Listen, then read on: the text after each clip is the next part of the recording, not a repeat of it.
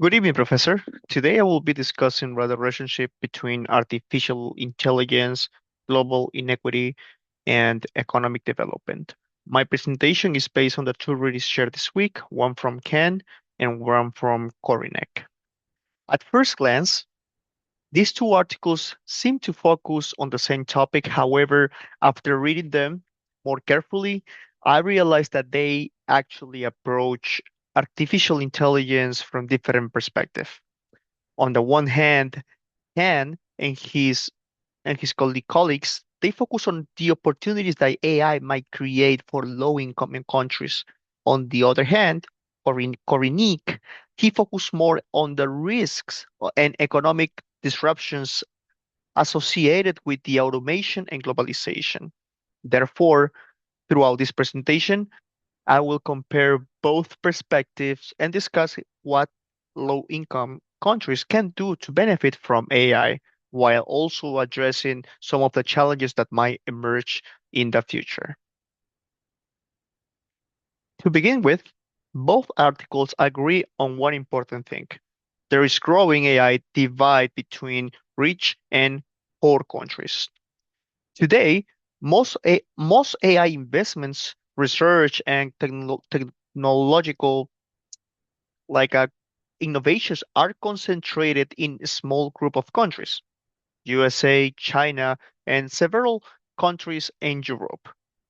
As a result, many low-income countries they face significant barriers when trying to participate in the AI economy.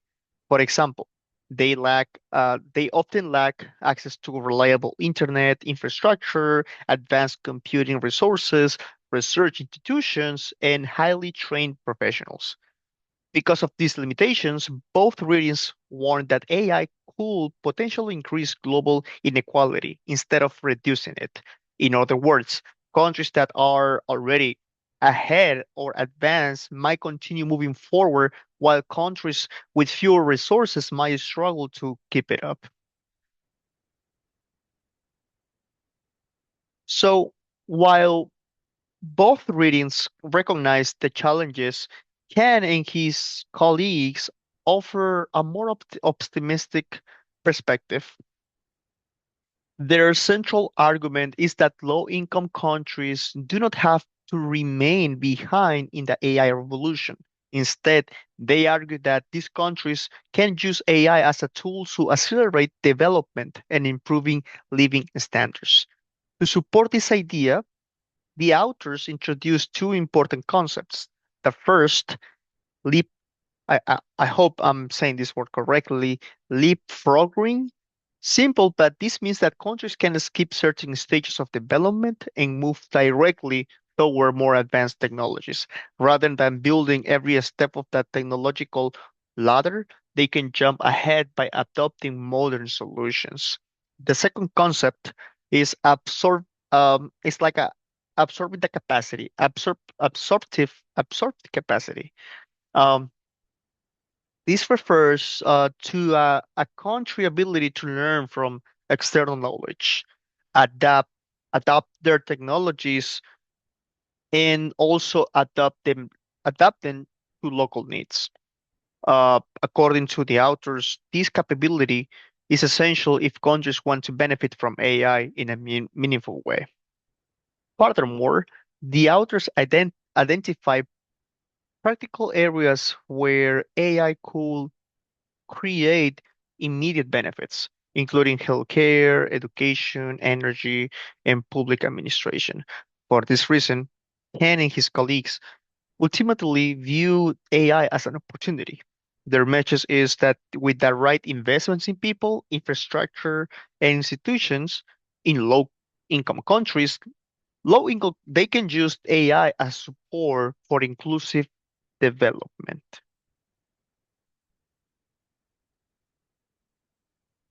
In contrast, Korinique present a much more cautious perspective. Rather than focusing on opportunities, they focus on the structural changes that AI might generate within the global economy. One of their main concerns is that AI is increasingly labor saving. In other words, Many tasks that were previously performed by workers now can be automated through technology. This becomes particularly important because many developing countries have historically relied on cheap labor as their main resource resource and source of competitive advantage. For decades, countries attract foreign investment and manufacturing activities because they could provide lower labor costs than advanced economies. However, if companies can automate production, then that advantage might become less valuable. In addition, the authors argue that AI can also be resource saving. Of course, as technologies become more efficient, some countries might lose advantages associated with natural resources that previously generate economic value. Consequently, Korinek warns that AI might weaken the traditional development path that many countries use successfully um, during the last several years. From their perspective, I believe the issue is not simply adopting technology, but understanding how technology might transform the very foundations of global economic competition. At this point, it might seem that the two articles disagree with each other. However, I do not interpret them that way. Instead, I believe that they are addressing different dimensions of the same phenomenon. Can focus on questions of how countries can use AI successfully, and their discussion centers on solutions implementation and capacity building. Meanwhile, Kornick focused on the obstacles that countries will face as the global economy becomes increasingly automated and digitally driven. For that reason, I see the two perspectives as complementary. Can explain how successfully possible, and Korinek explain why achieving that success might become increasingly difficult. Together, the two articles provide a more complete understanding of the relationship between AI development and inequity.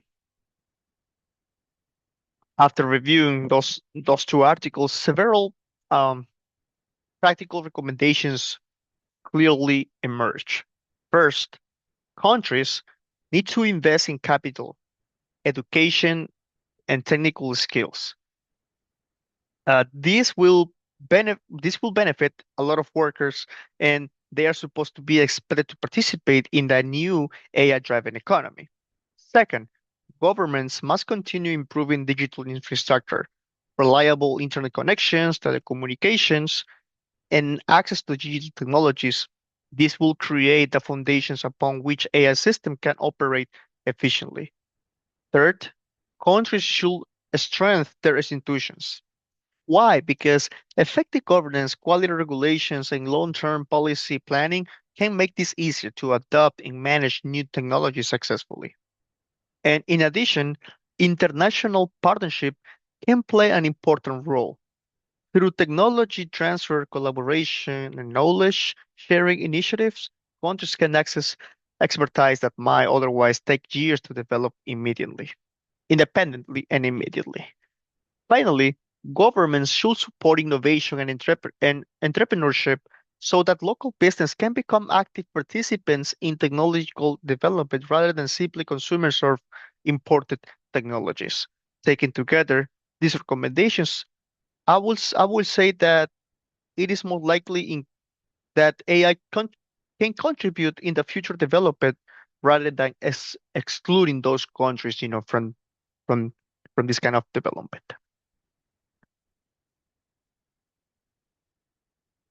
So, however, give me-